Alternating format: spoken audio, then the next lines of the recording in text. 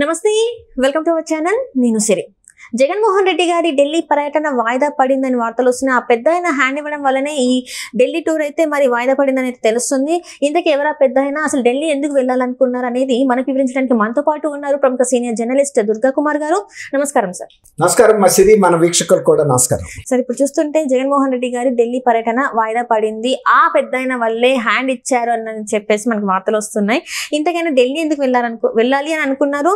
ఇంతకీ ఆ పెద్ద ఆయన ఎవరో హ్యాండ్ ఇచ్చింది? మా చిన్నప్పుడు మా తాతమ్మ ఉండేది, అంటే మా నాయనమ్మ వాళ్ళ అమ్మ, ఆమె చెప్తా ఉండేది ఒక సామెత. నరుడికి 4 అంశాలు ఉంటాయంట. నరుడు ఏ మానవుడికైనా 4 అంశాలు, అంటే 4 దశలు ఉంటాయి జీవితంలో. ఉచ్చ దశ ఉంటుంది, మధ్యస్థ దశ ఉంటుంది, బాల్య దశ, పతన దశ కూడా ఉంటుంది. ఎవరైనా చివరి కాలంలో చాలా ఒక కష్టకాలాలు కూడా ఎదుర్కొంటారు, ఎంతో ఉన్నతంగా బతికిన వాళ్ళు కూడా. అంటే మనం సత్యహరిశ్చంద్రుడినే చెప్పుకోవచ్చు. ఒక మహారాజు అయ్యుండి ఆఖరికి కాటి కాపరిగా కూడా చేశాడు. కాటి కాపరి అనేది సమాజంలో అత్యంత అల్పమైన ఉద్యోగం, అంతే కదా, అంతకన్నా తక్కువది ఉండదు. ఎవరు కాటి కాపరిగా ఉంటారు? ఏమీ దిక్కు దిగువాడం లేనాడు. అక్కడే పడుకోవాలి, ఏ అర్ధరాత్రి ఏ శవం వచ్చినా కాల్చాలి, మళ్ళీ అక్కడే పడుకుంటూ ఉండాలి. తిండి తిప్పలు అసలు ఎవరో పట్టించుకోదు ఈ సమాజం అతని గురించి. ఏదైనా ఆ శవం కాల్చిన రోజు ఎవడన్నా భోజనం పెడతారు. ఒట్టి రోజుల్లో ఎవరు వచ్చి శ్మశానానికి ఏమా బాబు నువ్వు తిన్నావా లేదా అని ఒక కాటి కాపరి అడుగుతారమ్మా. అట్లాగే ప్రతి మనిషికి కూడా ఉచ్చ దశ నీచ దశలు కూడా ఉంటాయి. ఇప్పుడు ఇవాళ వరకు ఆయన గతంలో ముఖ్యమంత్రి కొడుకుగా ఉండి బాగా సంపాదించాడు, ముఖ్యమంత్రిగా ఉండి మరీ సంపాదించాడు, ఎంతో అధికారాన్ని ఉపయోగించుకున్నాడు ఆయన.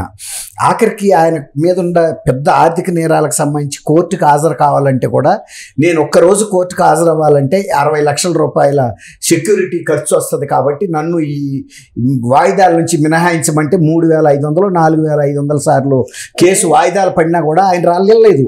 అంటే మీరు నేను వెళ్ళగలగకుండా ఉంటామా? ప్రతివాడు వెళ్ళాల్సిందే. కానీ ఆయన పరిస్థితి, ఆయన ఒక ముఖ్యమంత్రిగా ఇవాళ వరకు ఒక జీవితాన్ని ఆస్వాదించాడు.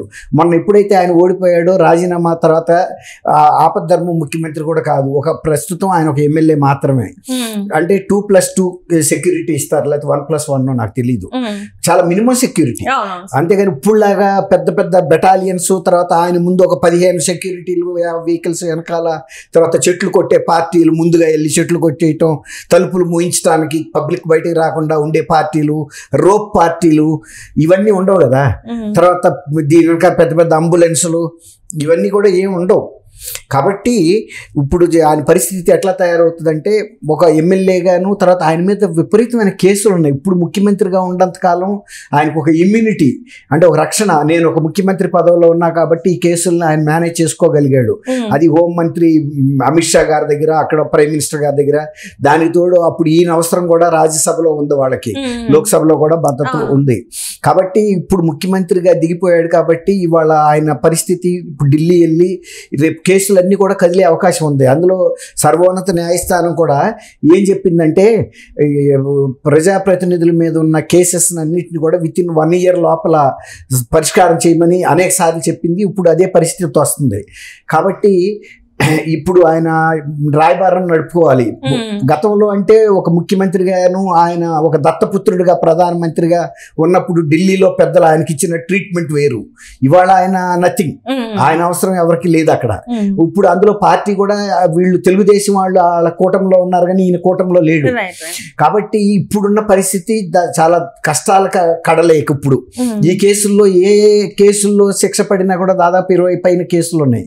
దానితో వివేకానంద రెడ్డి గారి హత్య కేసు కూడా చివరి దశలో ఈయన ఇన్వాల్వ్మెంట్ ఉందని బయటపడుతుంది అనేది అందరూ చెప్తున్నారు. ఏ కేసుని దర్యాప్తుని మధ్యలో ఆపరు, అది చివరి వరకు వెళ్ళాలి. అంటే ఎవరు దీనికి కుట్రదారు, సూత్రధారు ఎవరు సుపారీ ఇచ్చారు? 40 కోట్ల సుపారీ ఇవ్వగలిగేది ఒక మామూలు వ్యక్తి ఇవ్వలేడు కదా. కాబట్టి దీనివల్ల రాజకీయ లబ్ధి ఎవరు పొందారు, అసలు ఆయన్ని రాజకీయాల నుంచి అడ్డు తొలగించడానికి ఎవరు హత్య చేశారు అన్నప్పుడు ఇది అల్టిమేట్గా జగన్మోహన్ రెడ్డి గారు, భారతి గారి దగ్గర ఆగుతుంది అనేది పోలీసు ఉన్నతాధికారులు చెప్తున్న విషయం. చాలా మంది ప్రముఖులు తర్వాత కడపలో కూడా అదే చెబుతున్నారు. ఇప్పుడు ఆయన షా గారి దగ్గర అపాయింట్మెంట్ కోసం విజయసాయి రెడ్డి గురించి ఆయన గతంలో అక్కడ చక్రం తిప్పాడు కదా ఢిల్లీలో, ఇప్పుడు మొన్న ఓడిపోయాడు. కానీ ఆయనకి ఇంకా పరపతి ఉందేమో, అక్కడికి వెళ్ళి ట్రై చేసి అపాయింట్మెంట్ ఇవ్వమని అడుగుతున్నట్టుగా తెలుస్తుంది. అది తెలుస్తుంటే ఆయన నేను ఇప్పుడు ఇవాళ ఎంపీ కూడా కాదు, తర్వాత పార్టీ మారిపోయాము, గతంలో కూడా మనని వాళ్ళు చివరిలో దూరంగా పెడుతున్నారు, మన కేర్ చేయరు, కాబట్టి నా ఇన్ఫ్లుయెన్స్ ఏం పనిచేయదు. ధర్మారెడ్డి ఉన్నాడు కదా, టిటిడి ధర్మారెడ్డి, ఆయనకి ఢిల్లీలో ఇంకా ఇతర ప్రముఖులు, పోలీస్ అధికారులు, ఉన్నతాధికారులతో పరిచయాలు ఉండే జడ్జీలతోనూ, అలాంటి వాళ్ళని ఎవరినన్నా ఉపయోగించుకోండి, నా వల్ల కాదు అని ఆయన చేతులు ఎత్తేసినట్టు తెలిసింది విజయసాయి రెడ్డి గారు. ఎందుకంటే విజయసాయి రెడ్డి ఎప్పుడైనా రూపాయి, ఇప్పుడు గతంలో 1000 రూపాయల నోట్లు ఉండేయమ్మా, ఇప్పుడు రద్దు చేశారు. ఇప్పుడు 1000 రూపాయల నోట్ పట్టుకెళ్ళి మనం షాప్కి వెళ్ళి ఏదైనా కొంటామంటే తీసుకుంటారా? అది అప్పుడు, ఇది ఇప్పుడు. ఇప్పుడైనా చలామణిలో ఉన్నప్పుడే. ఆయన ఎంపీగా డిఫీట్ అయిపోయాడు, ఆయన టర్మ్ అయిపోయింది, ఇప్పుడు ఆయనకి ఏం వాల్యూ ఉంటుంది? అంతే కదా. ఇప్పుడు ఆయన్ని అమిత్ షా గారు ఆఫీస్ రాక కూడా రానివ్వరు. ఇట్లాంటి మాజీలందరినీ రానిస్తే అదొక తెరణాలలాగా అవుతుంది. కాబట్టి ఎవరైనా సరే వాల్యూ అంటే ఫోర్స్ లో ఉంటారు, అది కూడా అమిత్ షా గారికి గుడ్ లుక్స్ లో ఉన్న వాళ్ళనే అక్కడ దాకా రాణిస్తారు. అంటే మీరు అనేది ఏంటంటే దీపం ఉన్నప్పుడే ఇల్లు పెట్టుకోవాలి, అప్పుడు చక్క పెట్టుకోలేకపోయారు, టైం అయిపోయింది. ఎవరు కూడా ఎప్పుడు పూర్తిగా ఎప్పుడు సాగదమ్మా, ఏ మనిషి అయినా కూడా కొంతకాలమే సాగుతుంది. అది ఇందాక నేను చెప్పా కదా, నరుడి అంశ 4, నరుడికి 4 అంశాలు అని. ఒకప్పుడు ఉచ్చ స్థితిలోకి వెళ్ళాడు కదా, ఆయన జీవితకాలం ఉచ్చ స్థితిలో ఉన్నాడు, నీచ స్థితి కూడా చూడాలి. ఎందుకంటే నరుడు అనేవాడికి అన్ని కూడా, ఆయన గతంలో మనకి ఎన్ని పురాణాల్లో ఎందుకు చెప్పారు, ఇప్పుడు రాముడు ఎంత భోగాలు అనిపించాడు, అంత కష్టాలు కూడా అనిపించాడు. పాండవులు కూడా అంతే కదా. ఇప్పుడు దుర్యోధనుడు ఎంత అధికారం అనిపించాడో, తొడలు ఎరగొట్టుకుని ఒక సరస్సు పక్కన కూడా పడి కుక్క సాగు చచ్చిపోయాడు. ఇవన్నీ కూడా మనకి ఎందుకు చెబుతారంటే, మనిషికి ఎంత గొప్ప వ్యక్తులైనా చివరి కాలానికి మనకి ఏ గతి పడుతుందో ఎవరు చెప్పలేరు. రాజశేఖర రెడ్డి గారు ఒక చీఫ్ మినిస్టర్ గా ఉండి ఆఖరికి ఆయన చచ్చిపోయినప్పుడు ఆయన శరీర భాగాలు కూడా ఏంటో తెలియని పరిస్థితుల్లో ఛిద్రం అయిపోయినాయి. ఏదో కొన్ని తీసుకొచ్చి నామమాత్రపు బరియలు చేశారే తప్ప అసలు బరియలు జరగల. ఎవరికైనా అంతే, మనం ఒకళ్ళని అంటానికి లేదు, మనమైనా అంతే. ఇవాళ ఇక్కడ ఉన్నాము, రేపు మనం ఎప్పుడు ఎక్కడ చనిపోతామో తెలియదు. ఒక అనామకుడిగా కూడా చనిపోతారు చాలా మంది, తర్వాత గుర్తుపడతారు, పట్టలేకపోతారు. అంతెందుకు జర్నలిస్టుల సంఘంలో మాకు పెద్ద ఆయన చలపతిరావు గారు అని ఉండేవారు. ఆయన ఢిల్లీలో చాలా రిప్యూటెడ్ జర్నలిస్టు. ఆయన ఒక పాన్ షాప్ దగ్గర రోడ్డు మీద హార్ట్ అటాక్తో చనిపోతే తీసుకెళ్ళిపోయి ఎవరో తెలియదు, ఎవరికి అక్కడ ఎవరు గుర్తుపడతారు, పోస్ట్ మార్చురీలో పెట్టారు.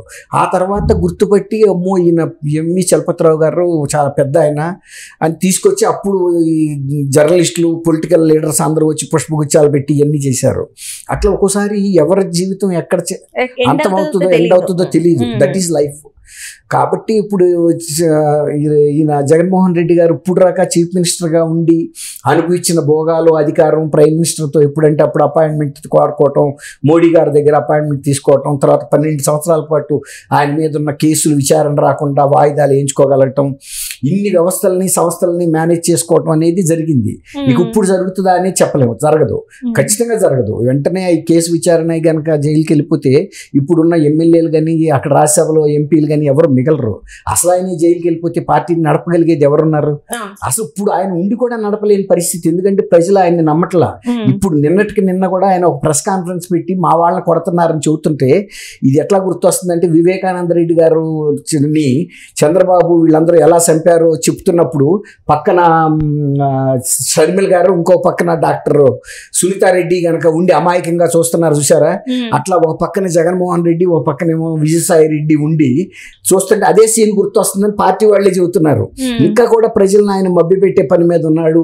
ఇప్పుడు కార్యకర్తలు అంతకుముందు మరి తెలుగుదేశం వాళ్ళని ఇన్ని మర్డర్లు జరిగినా, ఇన్ని చేసిన సెంట్రల్ ఎలక్షన్ కమిషన్ వాళ్ళ రెస్క్యూకి వచ్చింది, కానీ ఈయన ఒక్కరోజు ఖండించలా, హత్యల్ని ఖండించలా, హత్య ప్రయత్నాలని ఖండించలా. ఇప్పుడు వాళ్ళ మీద దాడులు జరుగుతున్నాయని చెబుతుంటే పక్కనున్న విజయసాయి రెడ్డి, సజ్జల రామకృష్ణారెడ్డి కూడా నమ్మలేకపోతున్నారు. అంటే అంత నటన వైబల్ని మళ్ళీ చూపిస్తున్నాడు ఆయన. అప్పుడే ఎలక్షన్ అయ్యిందో లేదో ప్రజలు నమ్మేది నిన్నే కదా, నిన్ను నమ్మమని చెప్పిన తర్వాత నీ నటన ఎవరు నమ్ముతాడు? Right sir, right sir, right. Thank you so much. మన వీక్షకులు